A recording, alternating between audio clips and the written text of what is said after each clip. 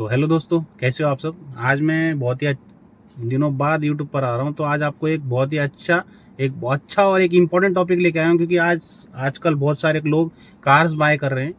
तो उनके लिए एक टॉपिक है, बहुत ही इंपॉर्टेंट टॉपिक है। जो भी न्यू बायर्स हैं, न्यू बायर्स मतलब जो कार न्यू ले रहे हैं। मतलब मैं आपको एक एग्जांपल देता हूँ। जैसे जो कभी ज़िंदगी में कभी कार नहीं ली, जो टू व्हीलर्स चलाते थे या पब्लिक ट्रांसपोर्ट यूज़ करते थे, तो वो अभी कार लेने की सोच रही है। तो वो उनका एक सबसे बड़ा डाउट रहता है, और 90% लोगों का ये डाउट रहता है कि क्या वो न्यू कार बाय करें या सेकंड हैंड परचेज करें, मतलब ओल्ड कार बाय करें। तो इसी का टॉपिक रहने वाला है। अगर कौन सी कार आपको बाय करनी चाहिए, तो उसी का टॉपिक रहेगा और इम्पोर्टेंट टॉपिक रहेगा। आपको डेप्थ में पूरी चीज़ें बताऊंगा कि आपको ओल्ड कार लेनी चाहिए, न्यू कार लेनी चाहिए। ये फर्स्ट ऑफ ऑल इस ऐसे पर्सन्स के लिए जो पहले पब्लिक ट्रांसपोर्ट यूज करते थे या उनके पास टू व्हीलर थी, वो नया सोच रहे फोर व्हीलर लेने का, तो उनके लिए ये वीडियो रहने वाला है। उनके लिए बहुत ही इंपॉर्टेंट वीडियो रहेगा। जब मैं आप ये वीडियो खत्म होगा तो आपको पता चल जाएगा आपको कौन सी कार बाय करनी है, सेकंड हैंड या न्यू। तो बने ना यूट्यूब पे, आज आपका डाउट क्लियर हो जाएगा, और पूरा वीडियो ध्यान से देखना।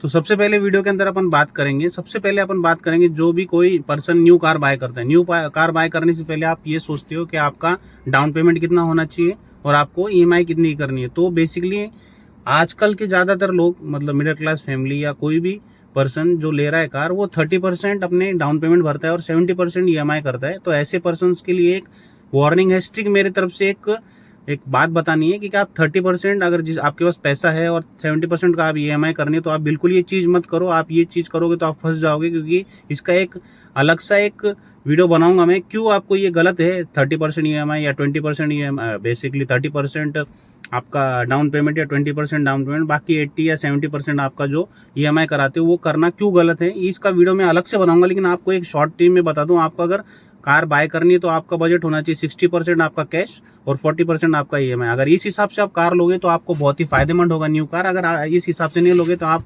फाइनेंशियल आपका स्टेबल नहीं रहोगे आप कार लोगे, क्योंकि आप इन फ्यूचर आपकी कार की जो डिमांड रहती है वो डिक्रीज होती रहती है, और 5 साल के अंदर जब आपका लोन खत्म होगा तो आपकी डिमांड 50% कम हो जाएगी आपकी कार की।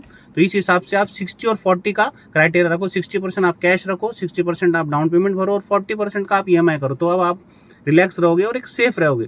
लेकिन आपको ये क्राइटेरिया से ना करते हुए आप अगर 20 या 30% डाउन पेमेंट भर के 70% आप ईएमआई कराते हो, तो ये गलत चीज़ है। आपको मैं सेकंड वीडियो में बता दूंगा क्यों गलत है। लेकिन आपका आज अपना टॉपिक है, आपको न्यू कार परचेज करनी है, ओल्ड कार परचेज करनी है, सेकंड हैंड कार परचेज करनी है। मैं दोनों के एडवांटेज बताऊंगा, उस हिसाब से आप खुद डिसाइड करना आपको कौन सी कार परचेज करनी चाहिए मेरे हिसाब से। तो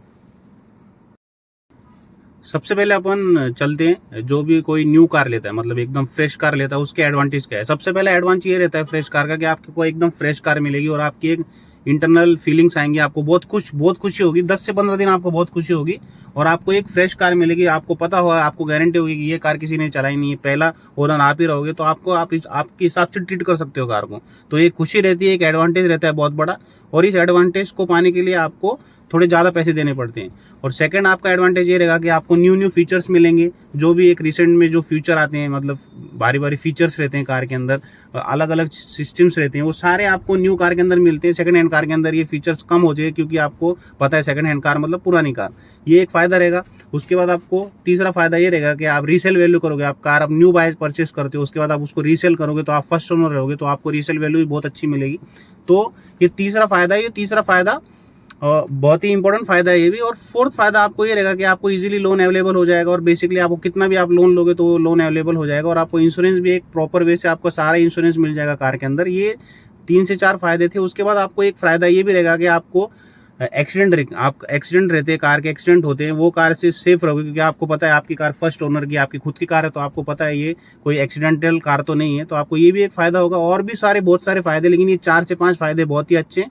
उसके बाद एक बड़ा फायदा ये रहता है, आप रीसेल वैल्यू करोगे तो आपको पता ही है। और उसके बाद आपको इसके एडवांटेज तो आपको समझ में आ गए। उसके बाद आपको दूसरी चीज के लिए चलता हूँ, जो ओल्ड कार के एडवांटेज क्या है वो बता देता हूँ पहले, फिर उसके बाद मैं और भी डिस्कस करूंगा इस वीडियो के अंदर। तो ओल्ड कार के एडवांटेज क्या है वो बता देता हूँ आपको।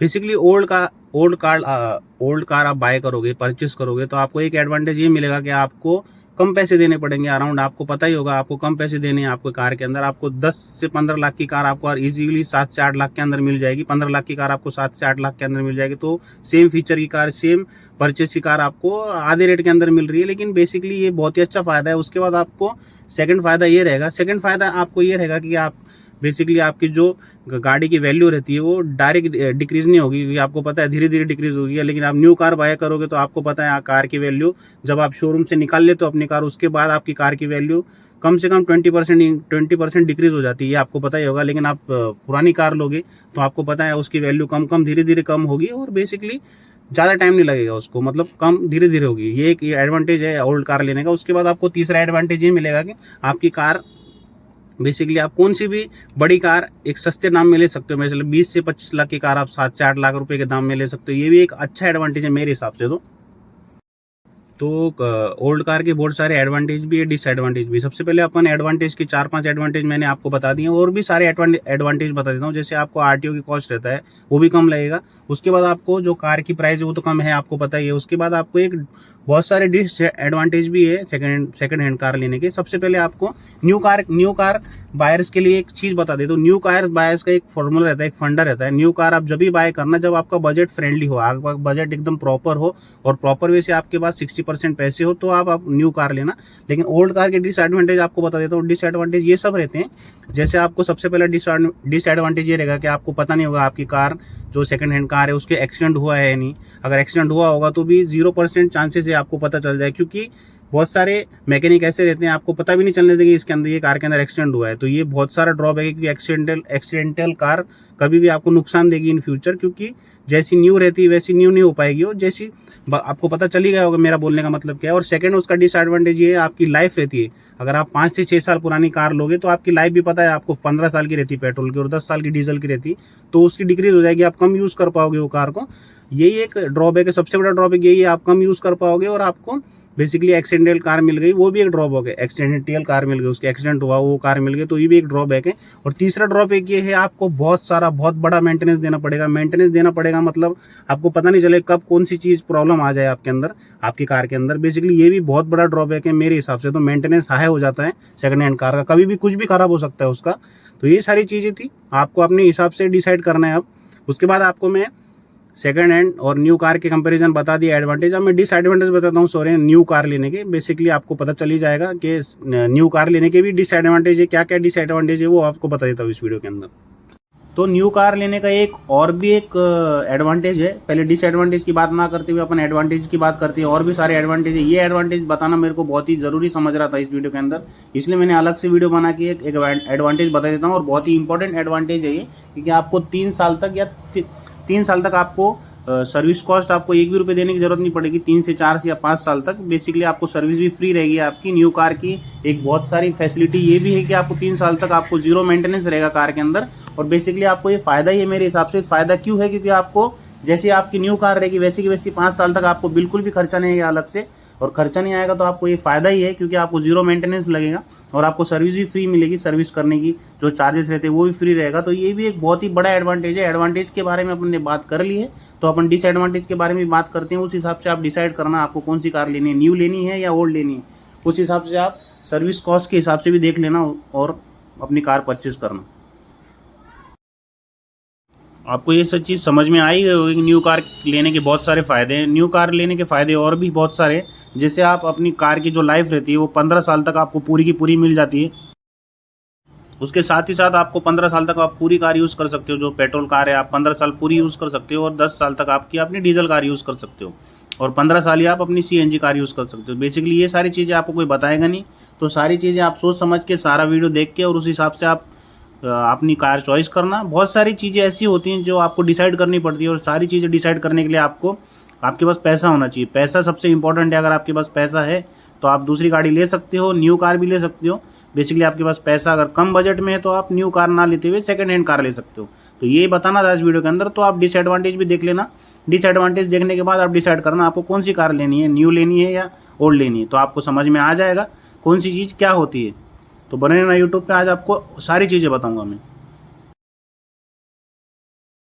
तो आपको न्यू कार का एक सबसे बड़ा डिसएडवांटेज बता देता हूँ मैं कि आप सपोज आपकी कार ले रहे हो, आप कार ले लिया आपने आपने अगर कार परचेज कर ली, उसके बाद आप शोरूम से बाहर निकलते ही आपकी 20% कम हो जाएगी और 5 साल के अंदर आपकी कार की वैल्यू लगभग आधी हो जाएगी। अगर 15 लाख की कार है तो 7.5 या 8 लाख तक की उसकी वैल्यू रह जाएगी। तो ये बहुत ही बड़ा डिसएडवांटेज लगता है मुझे ऐसे पर्सनस के लिए, क्योंकि मिडिल क्लास फैमिली अपनी कार एक ही बार बाय करती है तो उसकी रेट 5 साल के अंदर आधा हो जाएगा। आप ये समझ के चलो, ये मान के चलो, इस हिसाब से आप अगर आपका बजट अच्छा हो, प्रॉपर हो और आप एक प्रॉपर वे से अपनी कार बाय कर सकते हो तो आप फर्स्ट हैंड कार लो, मतलब न्यू कार लो।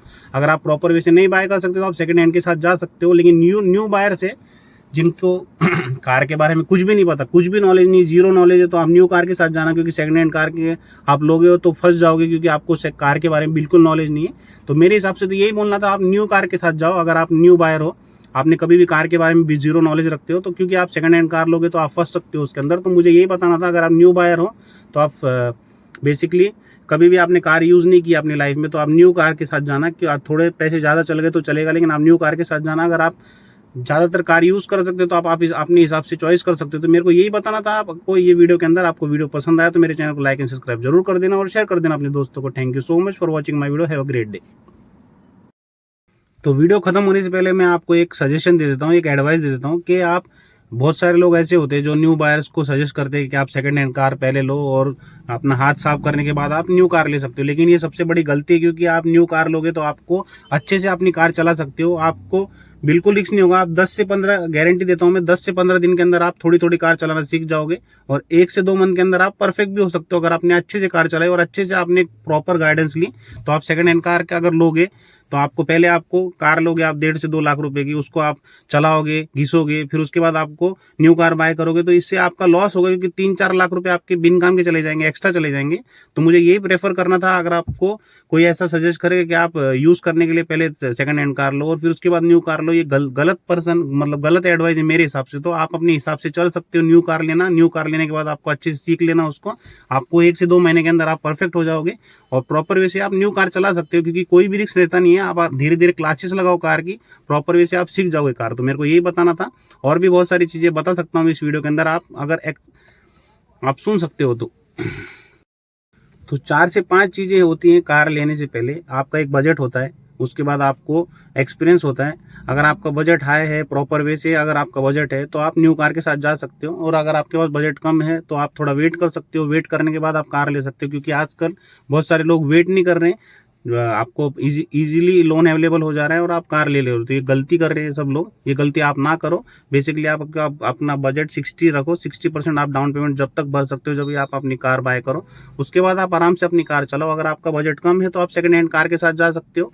सेकंड हैंड कार ऐसी लो जो आपकी नज़रों के अंदर हो। अगर आपकी नज़रों के सामने वाली कार है तो आप सेकंड हैंड ले सकते हो, लेकिन अगर आपको न्यू बायर हो, अभी आपने कभी कार यूज़ नहीं की है, तो आप सेकंड हैंड कार के पास मत जाना। अगर आपके सामने कोई कार दिख रही है, आपके अपने एरिया के अंदर है या कोई भी है, तो वो कार आप ले सकते हो। लेकिन आपको अलग से कहीं जाके आप कार लोगे तो ये गलती है, क्योंकि बहुत सारी चीज़ें ऐसी होती है, डैमेज वाली कार ले सकते हैं, तो ये गलती हो जाती है और वो बाद में उनको समझ में आता है ये डैमेज वाली कार है। बेसिकली आपको समझ में आ गया होगा। अगर वीडियो पसंद आया तो मेरे चैनल को लाइक और सब्सक्राइब जरूर कर देना और शेयर कर देना अपने दोस्तों को। बेसिकली आप सोच समझ के अपनी कार लो, क्योंकि आपका पैसे जाने वाला है, किसी और का पैसा जाएगा नहीं। तो thank you so much for watching my video. Have a great day.